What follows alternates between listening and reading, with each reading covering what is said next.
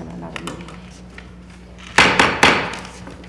Going to call to order the Town Board special meeting for Thursday, May 30th, 2019. Ms. Iker, will you please take roll call?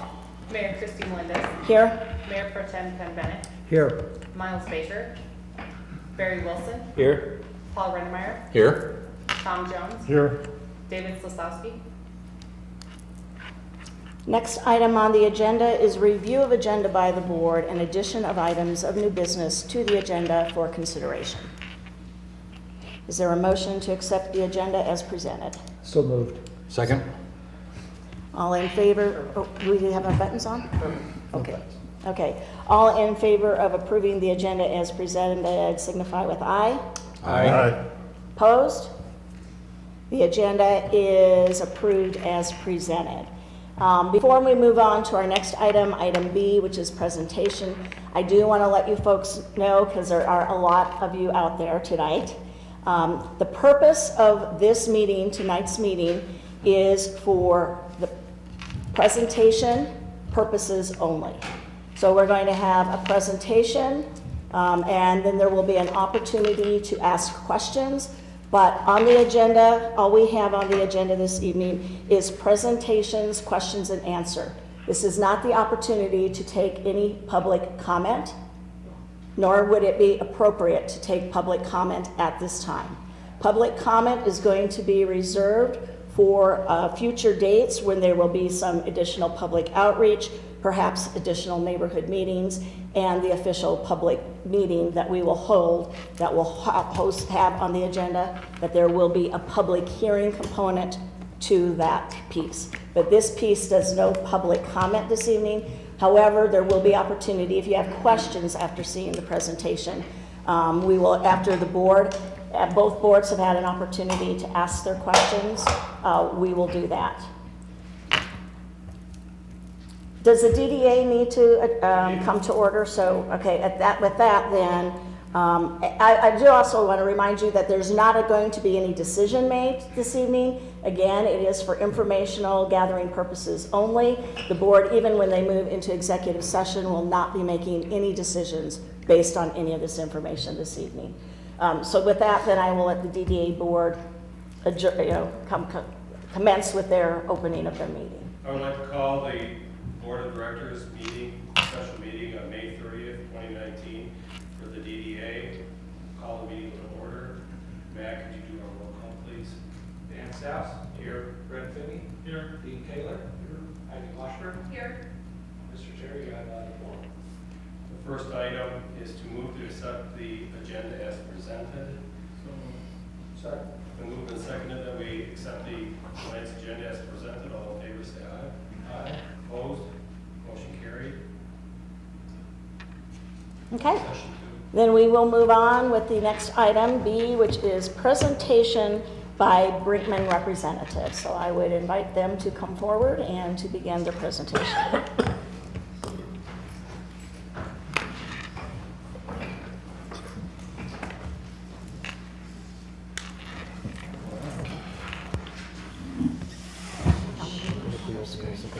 Probably could. Can we turn these on? Can we turn these on?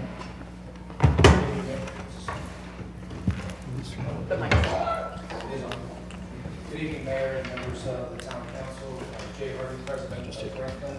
Thank you for your time this evening and the opportunity to present an update from the presentation that we provided in February. And we want to just bring you up to speed with where we are. There's been quite a bit of change that's occurred in the structural side of how this project is coming together. So we want to make sure that we first have an opportunity to update you, and then second, provide an update on what we think some of the financial arrangements could be in order to move the project forward. So just by way of background, I wanted to circle back to the request for proposal that involved a couple different developers and then the town board as well as the DDA board interviewed. And really the objectives in the RFP that was issued were to create a mixed-use destination, to leverage the proximity of the lake while connecting the downtown area in a more purposeful way, increase the vitality of the community's core, and then also work collaboratively to provide parking solutions for the project. So as we look through the original proposal, they're basically, just to orient everyone, there's 3 blocks that we're going to speak to tonight. The Town Public Works block, which is the block where the Legion is currently located, the Birch block, which has recently been purchased by the Downtown Development Authority, and then the DDA parcel, which has been owned by the Downtown Development Authority for a period of time. Probably the biggest update is really around the collaboration with the American Legion. When we presented the last go-around, we had the Legion here speaking in support of a relocation of their organization to a building on 4th Street, and then also the abatement and then demolition of the current building, and then to begin the project, part of the project on this block. We worked very, very diligently together, and even today are continuing to collaborate. But once we got through construction costs, whether it be the abatement side, but really the overall construction costs, the Legion and ourselves, we really were not able to get to a point where it made sense for both parties. So we met, had a great discussion, and agreed that it was best to, leave them, kind of in their current location, and that we would build adjacent to them. And that's really what we're going to talk about and present tonight. So we have a couple of different options that we want to run through.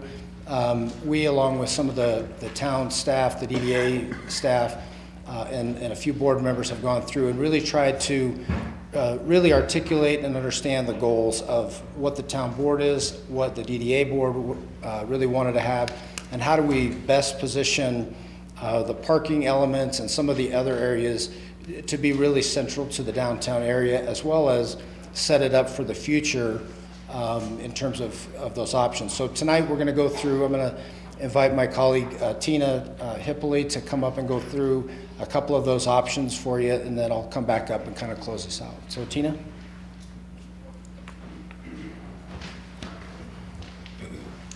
Perfect, thank you. Again, my name is Tina Hippoly, and I am a development manager for Brinkman. And as Jay mentioned, we wanted to go ahead and walk you through the couple options that we wanted to present to you guys today. This one, again, is the first option. It is the preferred option that we would like to recommend to you guys. Just in this kind of overall aerial image, just so you can kind of see the entire 3-block program. The first block, the Town of Public Works, the intent here is the Legion would remain, which you'll see there. We would have a new mixed-use multifamily building on that lot.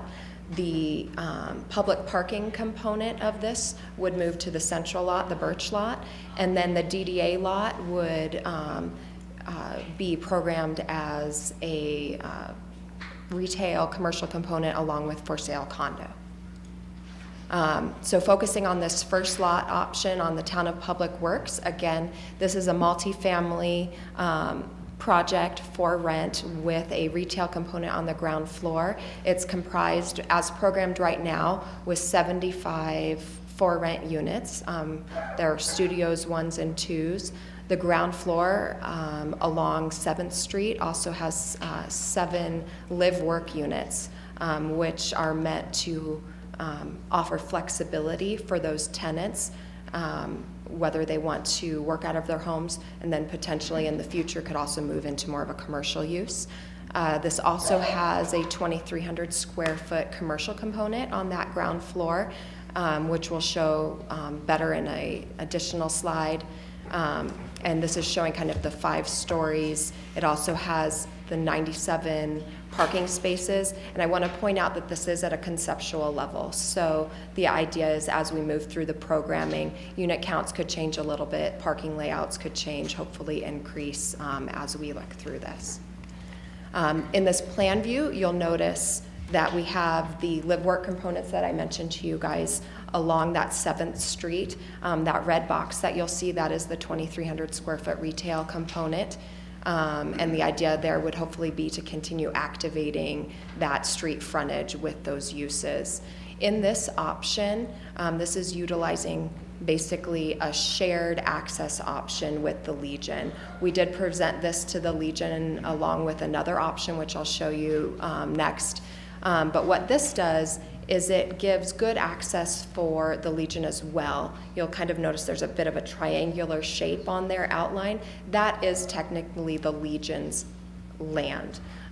The town owns kind of the space around that. So what this would do would allow us to both improve the lot around there so that the Legion would have better access to their space as well, and also improved landscaping and pavement around their area. The gray box there, for anyone who has questions, that is the existing Legion building. As I mentioned, we did have a conceptual sketch put together for an alternative option. This one is not in the original package that we sent you guys. We were asked yesterday to add this for you. So what it's representing is if the Legion didn't want us to utilize that shared access with them and improve the spaces around their lot as well, this then leaves their lot as is intact. They still would have their current access to the back of their property. And then it would bring the vehicular access for the residents and commercial patrons in through the 6th Street or the 7th Street access points. So this wouldn't be the preferred option, but it does work, and the idea here is just to kind of partner with the Legion and work with them and see which option they feel would be best for their members.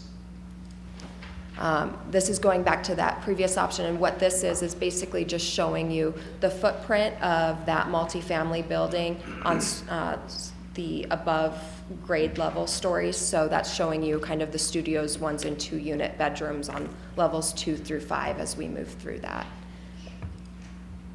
Again, now we're moving over to the Birch lot, so that middle lot.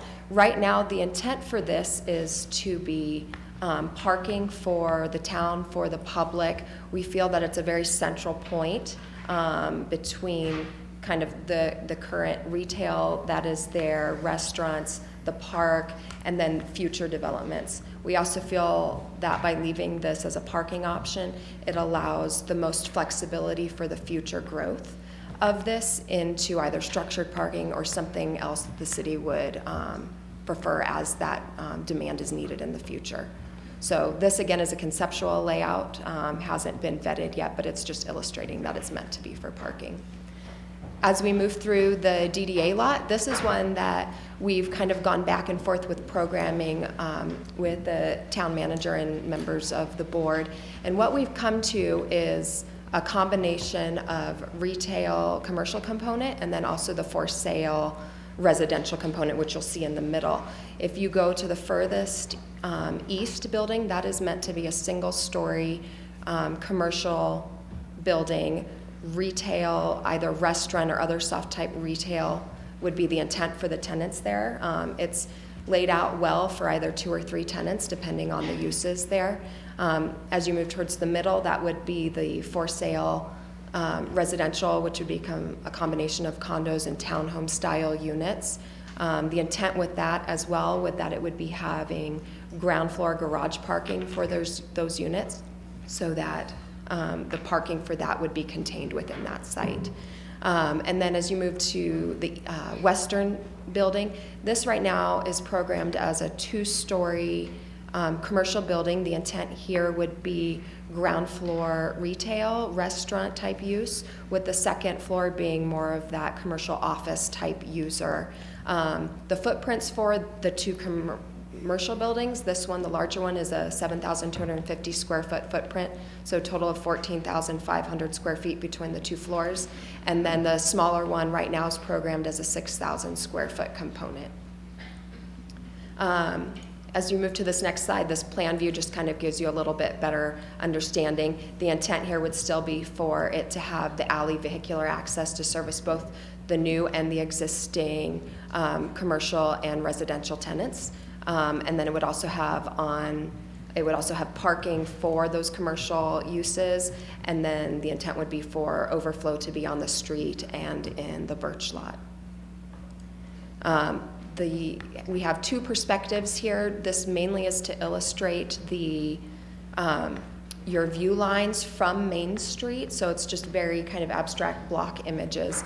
But this is illustrating the single-story retail building and then the 2-story moving into 3-story for that residential, and then you'll notice that you're not able to see the 2-story on the other side. So the idea with this is we wanted to be sensitive. The reason that this is a single story, we wanted to be sensitive to those view lines as you're driving into town, to have your views of the lake, existing retail tenants to still maintain the views that they have as well. This is kind of the opposite view, so this is the view coming from the mountains going east, and as you'll see from this angle, you're not able to see kind of those buildings back behind.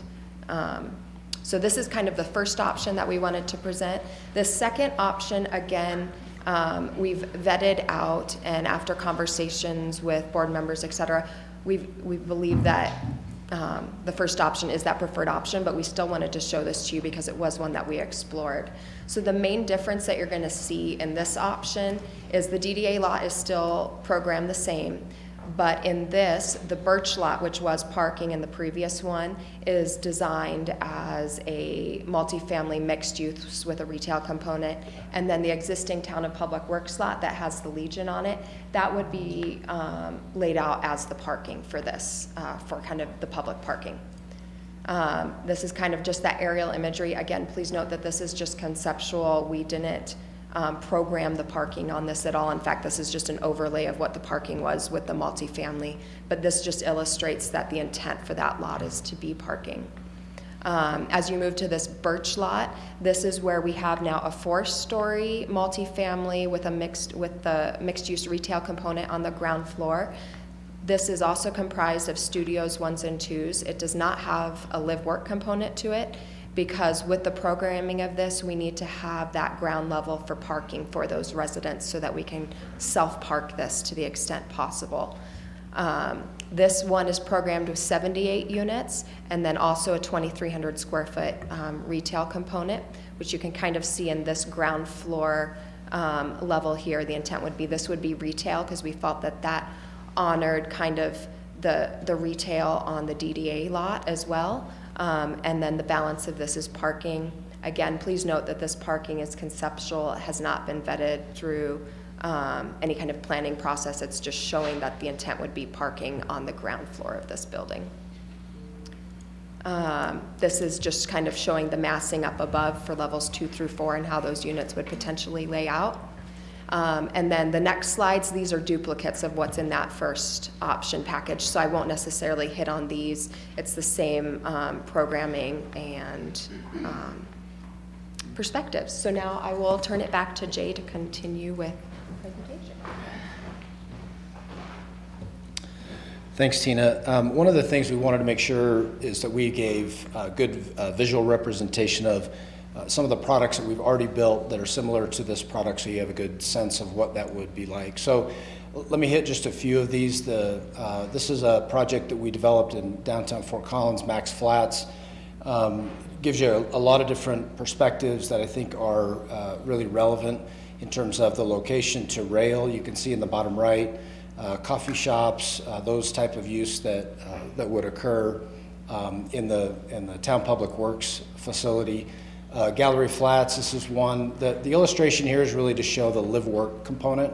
So on the slide on the right, you can see where some of these, they really are storefronts, but these all started out as residential and all but one have now converted to commercial uses. So that's really the idea, is that you could come in as a resident from the back, typically, is where the live portion of it is, and the front side would be would be the commercial use here. So this one is on Lincoln Street in Loveland. Patina Flats, we've just finished this in downtown Loveland also. This is actually a residential look here on the bottom left, but again, you can see that that's a lot of what we could envision for the live-work components, and then really some of the interior images of the quality that we would go through and build. And really, if we can't go through and do things like granite countertops, stainless steel, those are really important to us in terms of delivering a quality component to the community. The bottom right here section really just talks about some ideas around the pedestrian space, the pedestrian connectivity that would be very important in that alley concept. So I do want to hit a little bit on the alley piece, because I know that was a big part of the early conversation, was around deliveries, around width, around pedestrian access, parking, and I've invited Paul Mills from Russell Mills, and each of these images you'll see he designed in downtown Fort Collins, and really has done a terrific job of blending everything from delivery to vehicular access to really having a pedestrian space that connects the space between the buildings. So on the upper left-hand side, you can see a truck. This is a 20-foot wide alley, which is much tighter than we have behind the behind the DDA lot. But you can see some of the things that have been done to beautify that area, as well as showing, the trucks that can access to and from there, get their deliveries, whether it be deliveries for goods or trash, anything of that nature. That's really what this illustration is. And if there's questions around that design, Paul's here to be willing to address that. So I wanted to go back to, again, the RFP, some of the things that were presented initially as part of the things that we could work through to accomplish this development. Obviously, the land is owned predominantly publicly, with the exception of the Legion piece, but that's off the table. Tax increment financing is always an important part to a DDA or redevelopment in a downtown. Facade improvement program through the DDA. Town fee waivers were a portion of that, and then a streamlined approval process, so we can get through the process as quickly as we can. So I want to go through really what we think needs to occur, because this deal has really adjusted and changed. When we went away from the process with the Legion, what occurred with that is we ended up losing commercial space on the Legion, what I'll call the Legion lot. We also lost density in terms of the number of residential units. So each one of those chipped away at the ability to make a deal happen for both the public and the private side.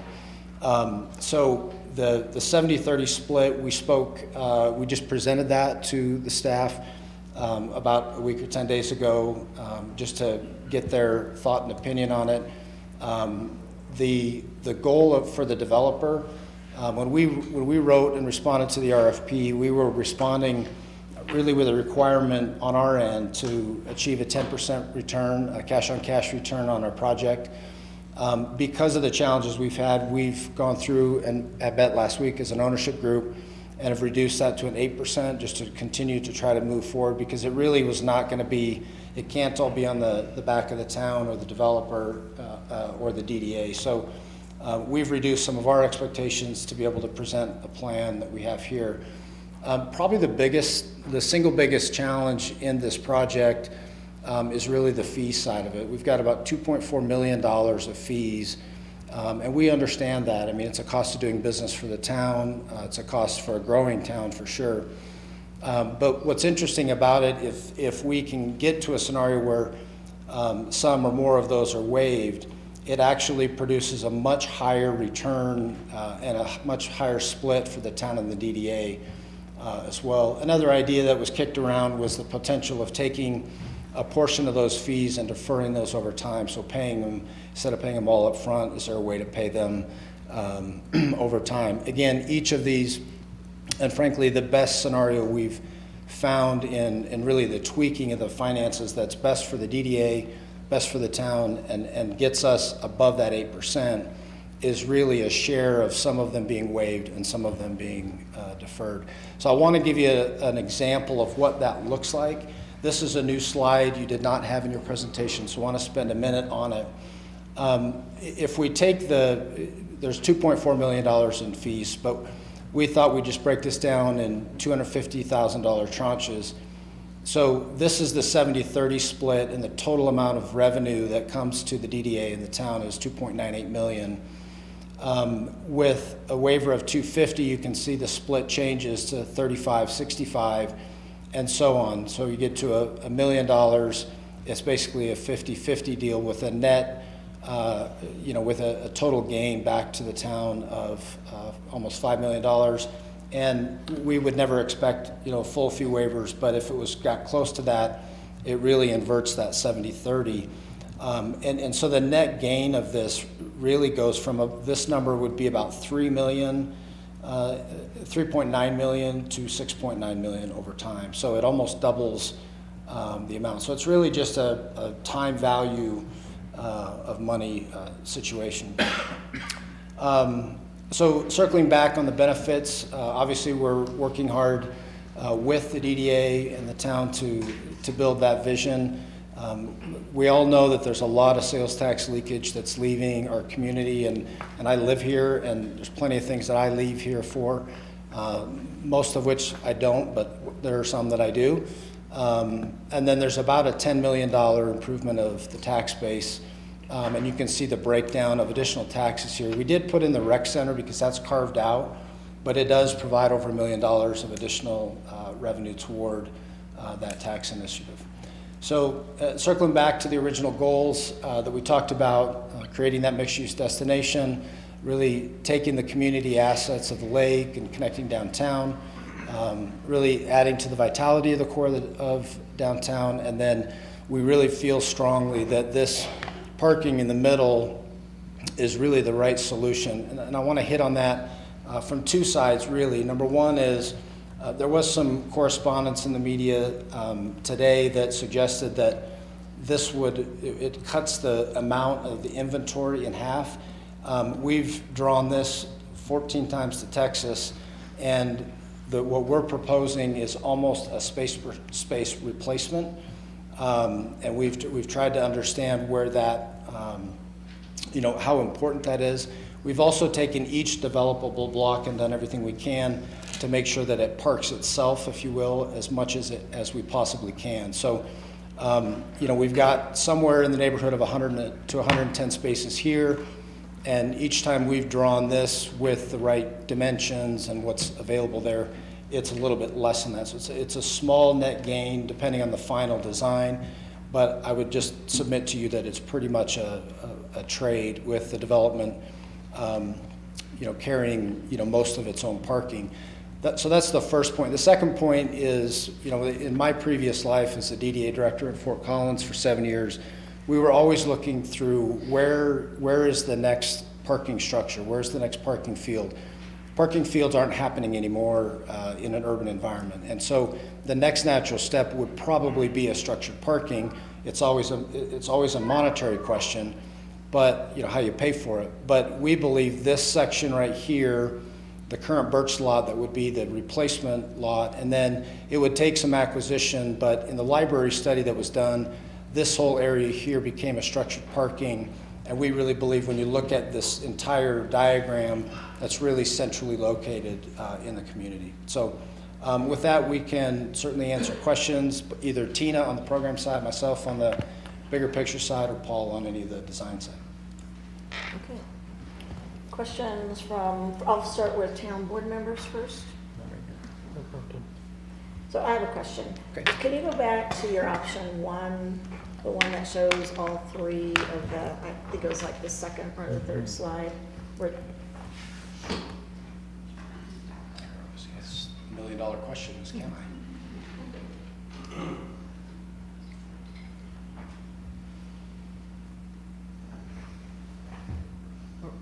no, I'm sorry, farther back, we need to go to the, that one, I guess, or the next. This is probably what you're looking for. Is that it?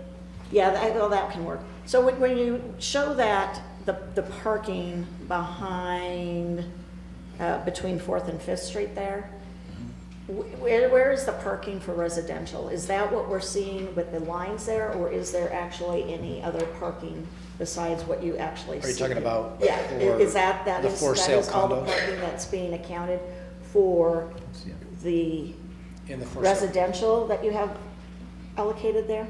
So Or is there, this is a for sale condo, and each of these would have a garage underneath them. Okay, so there is some additional parking besides what we're virtually seeing. Yeah. That's what I was. Each of these, and this is shown as 14 units, so there would be parking for those 14 units inside those buildings. Okay, so the parking that we're seeing visually is above and beyond what I guess you're creating Yes. for residential. Yeah, the Okay. parking on the DDA lot, if you look at this plan view, will be these two smaller parking lots. Really, and part of this is to protect or have the opportunity for view corridors to the lake, but then also this would all be parking here as well. Okay. Okay. Is there any questions from any of the DDA board members? No? Okay, then this would be the time and opportunity if anybody has any questions about the presentation. Now would be the time to step forward. You'll need to, well, they can, you could put it back up on there maybe somehow. Or I guess there's already just a mic there. They'll need to come forward, state their name and address for the record, and then they can ask their question. Is there anybody who has a question concerning the presentation? No questions? Okay, please come forward.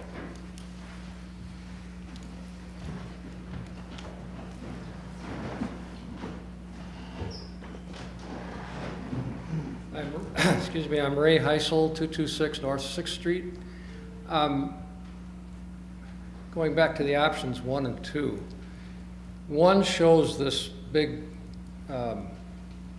multi-use building for residential and commercial.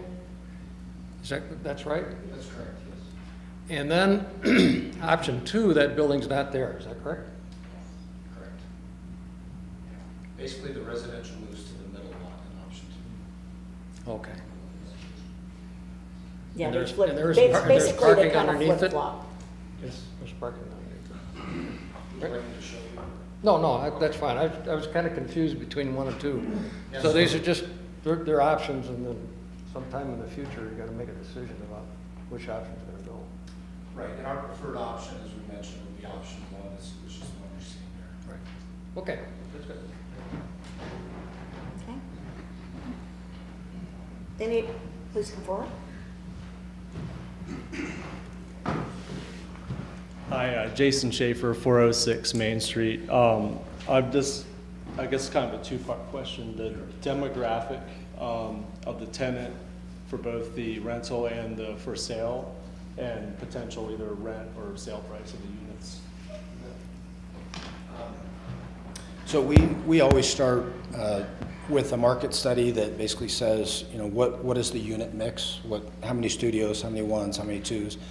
What is the market rent that they're capable of paying in the market? And then on the for sale side, this would actually be a partnership with Landmark Homes, who is developing a lot of condos up and down in northern Colorado. And they think that the for sale price in that, depending on whether it's a condo or a townhome, is somewhere between $350,000 and $450,000. And then you ask about the rents. I think our blended average, Tina, was like $1.60. So I think rents probably ranged from maybe 1,000 to probably 1,800. Yeah. Range depending on the unit size.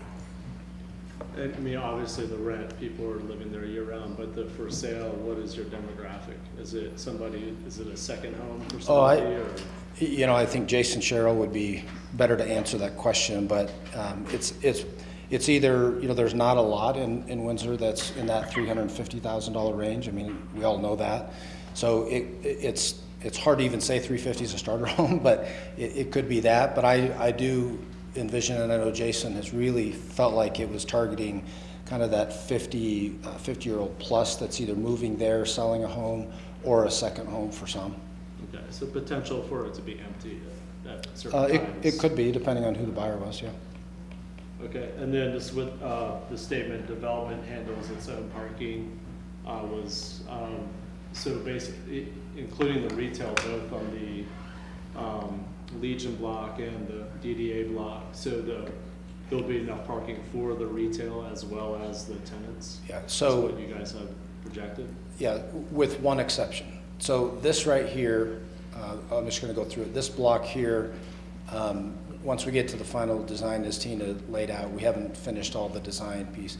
This will provide some dedicated parking for the Legion. This has parking underneath and the parking field here. So, you know, we would work to get that within the town code. The middle block obviously is the replacement area. So what's currently on the DDA block You know, we know that this basically replaces that. And then here, this self-parks, this, you know, the area right here, there's a small amount of parking here.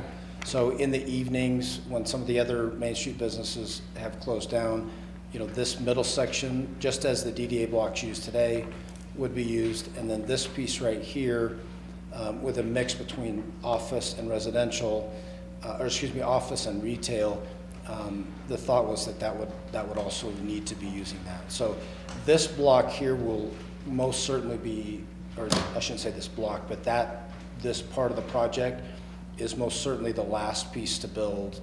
I just think based on the market, it's going to take a little while to get there. But it's not been determined, it could be restaurant, it could be retail, or on the bottom level? We're assuming that it's restaurant or retail. Let me recategorize it. We're assuming it's sales tax producing, where we're assuming the second floor is not.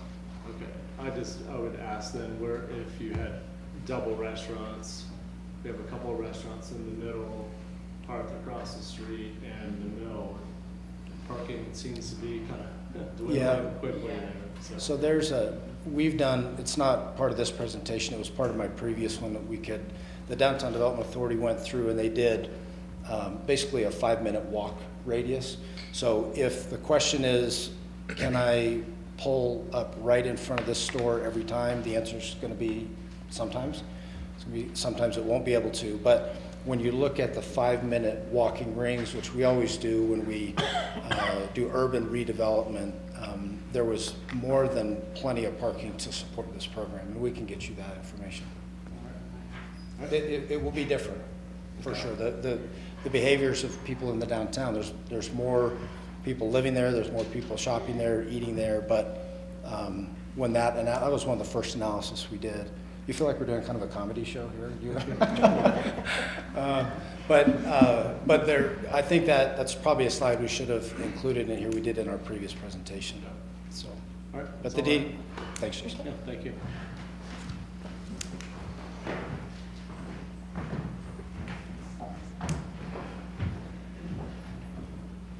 Hi there, Joel Walters, 417 Walnut Street. For the parking formula, do you feel like this is adequate parking? Do you feel like this is above average? Do you feel like it's a little tight, but it'll work? Where does what you're doing? I should just stay standing here. Sure. So a lot of the projects that I presented previously was this kind of product. And what we've seen in lots of communities, especially in northern Colorado, is really a formula that's either 0.7 spaces per bed or 1 space per unit. Okay, so that's basically what Fort Collins, Loveland, et cetera do. The parking policy here is more than that. And so, you know, this would be our 8th or 9th project like this. Each one of those had a tighter parking restriction. So this is providing more parking than any of those other projects we've done in an urban environment.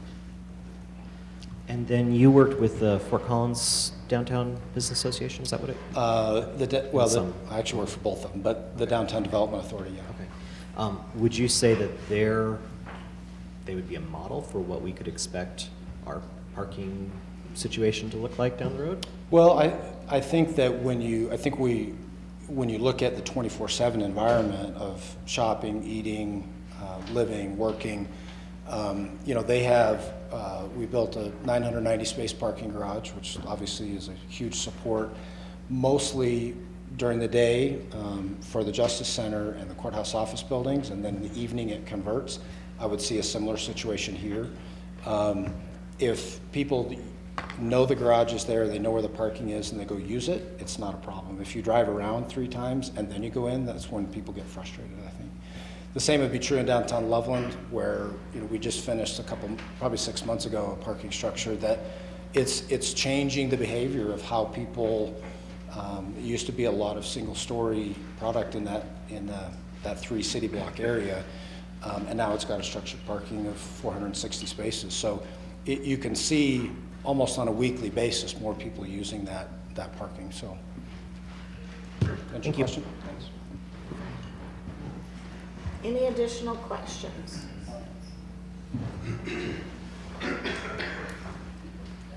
Well, Craig is coming up here. I do have another question. If you'll go back to the alley slide.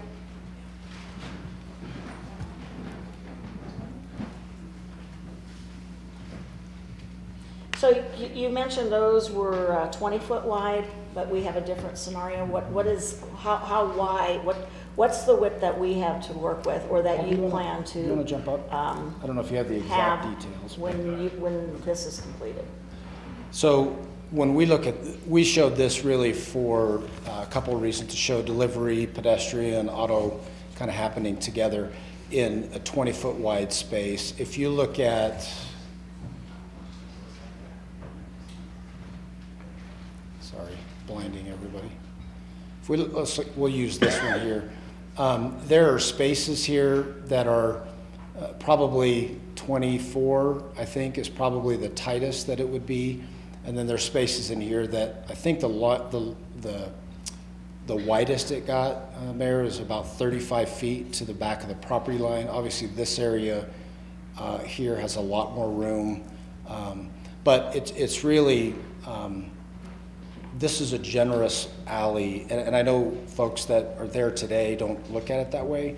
Seeing it operate in many, many other urban environments, this is a much more generous width than, you know, that gives us great confidence that it'll be fine for deliveries, for mobile in and out in that area. Okay. So it's definitely more than the 20-foot that we saw photos of, and Right. probably on average, at least 24, maybe 25. I The guess, average would if be you're more dealing than with that. 24 to Be in the high 35. 20s. Okay. Yeah. Okay, Craig?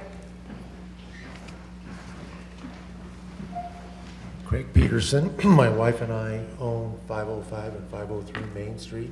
So I had a question. One of the things that we talked about in the beginning was taxable value. Have you come together and decided how much all of these properties are going to be worth? Because that'll go on the tax roll. Do you have an idea? I mean, The individual property? no, the whole thing, the whole project altogether, because that'll add to the taxable. So the evaluation we did was I think they need you, we were probably recording, so I'm sorry if you'll come That's to the okay. mic.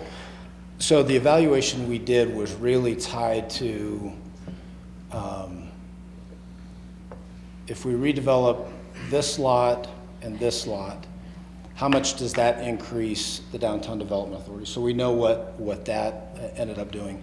So all of these existing other properties that are within the district, those, we know what the base of those are today. But our analysis was what do we know this will be worth, and what do we know the current stuff is worth, and what is the tax base for the overall district done? If you were asking whether we looked at this property right here and said afterward, what's it going to be Well, worth? no, I was wondering, if you did all of the construction you're talking about, what would all of that project, what value would that be on those properties then, when you're done? These here? All of them, all three lots? If you went ahead and did all of them, Oh, what would the, I mean, the total value? yeah, the total value? Well, I know our overall investment would be somewhere between $34 and $35 million. And so, I mean, that would ultimately be what the buildings are worth? I hope they're worth more than we spent. That was my question. That's bad math, where I went to school. Nope, that's what I was curious about. Okay. And we do have the long financial analysis done by a third party answering all those questions. Okay. So before we, okay, please come forward.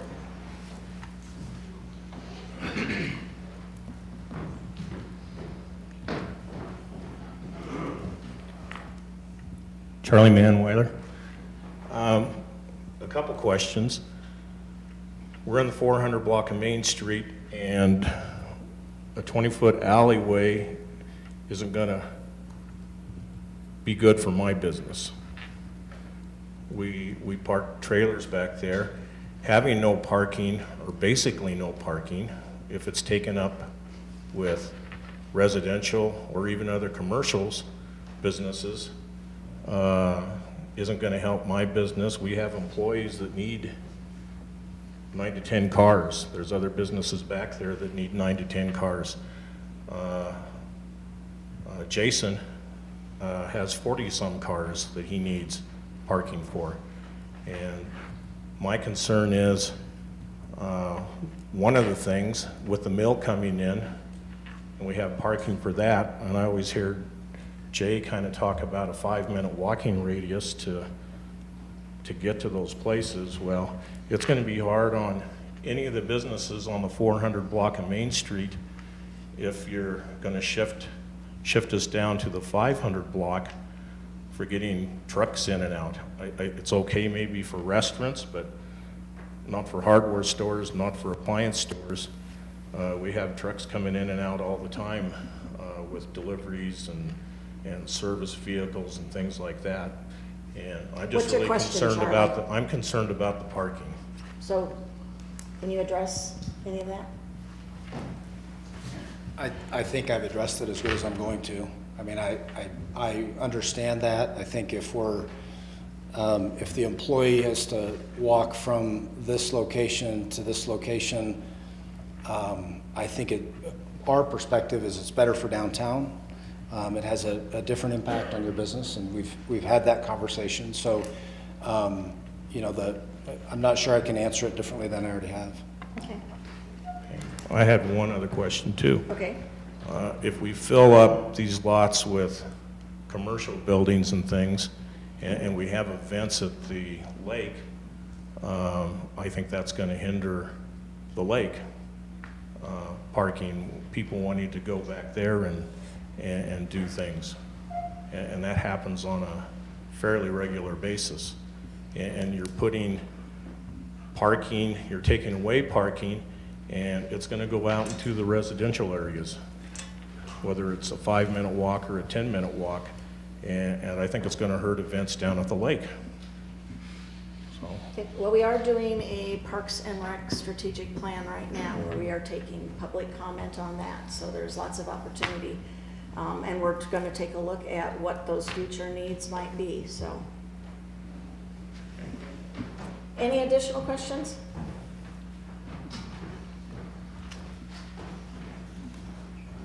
Stacy Manweiler, 414 Main Street.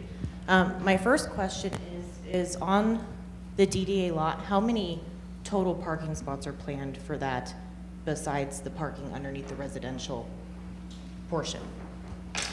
Well, as we've mentioned, it hasn't been totally vetted, but it's designed to support it a little bit. I mean, there's not more than probably 10 to 12 here, so I would say 25. So you have 25 here and then 110 over here. And is that going to be open to public parking or is reserved for specific businesses? No, this would be, well, it hasn't fully been vetted, but our expectation is that this would be open parking, you know, for first come, first served. Okay. And then with the whole development, do you have a total square footage of what is the retail-based, commercial-based square footage versus residential?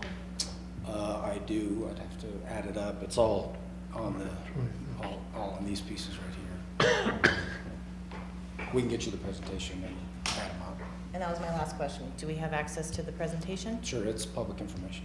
Okay, thank you. Yeah, I'm sure it's going to be on the town website, isn't it? Or if not already, because it's part of our packet.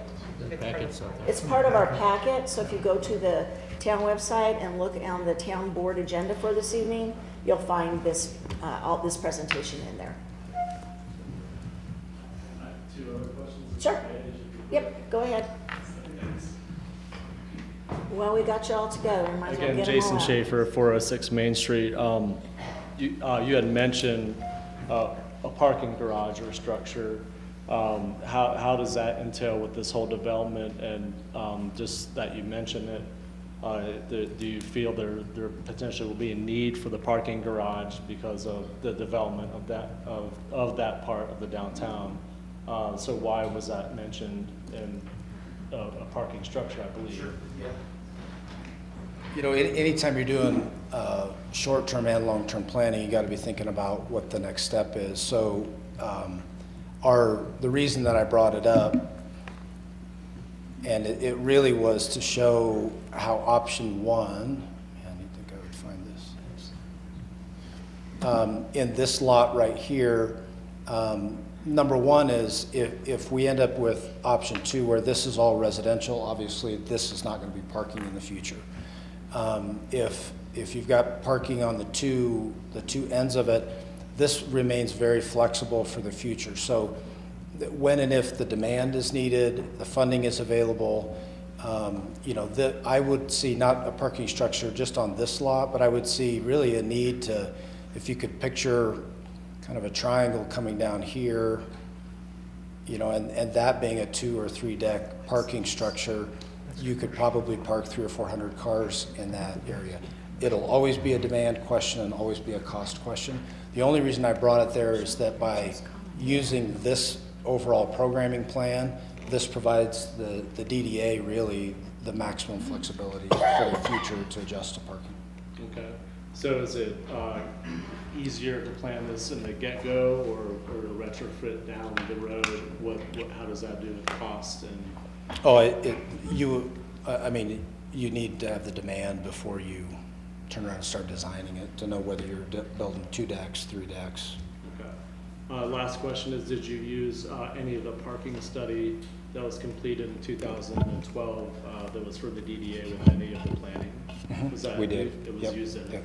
We used, a lot of what we did was informed by that study, the library study that was done that really was about the location of that, but it was also answering that parking question as well. All right, Yep, thank you. those were good resources for us. Before she comes up, what's the red on the slide you have up now? What says the red? In this example, it's commercial. That is commercial? Yeah, Because I don't see it, oh. If you see it here, what this is But trying. on this slide, where is it over here on the right where it shows the square footage of that? Is it on there? I didn't see it. Yeah. No, this previous slide.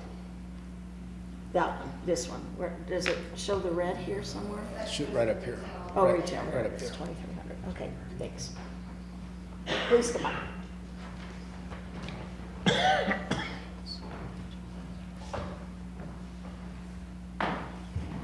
I'm Liz Meyer, 235th Street.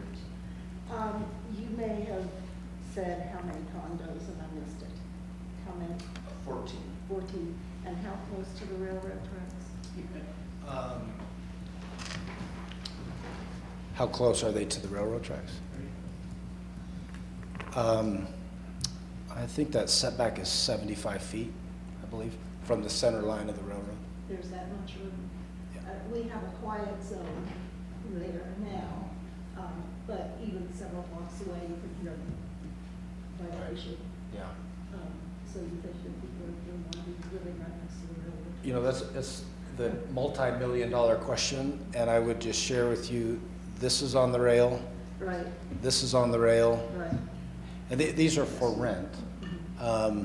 But yeah, we're very confident in that. If we were trying to do 100 of them, it'd probably be different, but we think the demand is And there. there are it's not the right word, but rules and regulations about how close residential property can be to other. Certainly, yeah, and within the that's easement. That's within. Yeah. All right, thank you.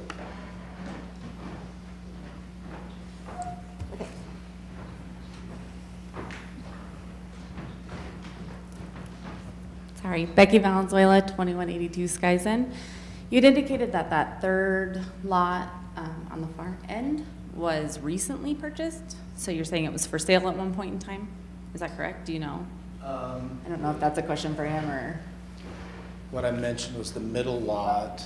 like, I thought one of these you said was recently Yeah, purchased. this meaning one that right, it was- this one right here, the Downtown Development Authority closed October last year. October of last year. Okay. Do you happen to know how long it was for sale? Like it was open to purchase for other individuals before? I wasn't the buyer, so I don't. It was. Josh, why don't you come up so everybody Josh can. Wiley, attorney for the Downtown Development Authority. A broker, the previous town manager had contracted with a broker that contacted property owners downtown about interest in selling.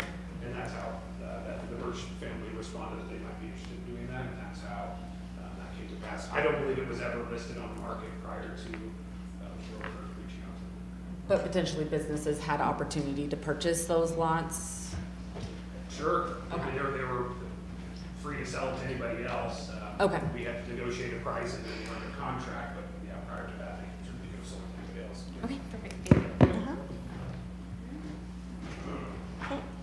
Any final questions? Okay, going once, going twice. Then we're going to move on to item C, which is the executive session. Madam Mayor, I move that we move into executive session to determine positions relative to matters that may be subject to negotiations, developing strategies for negotiations, and instruct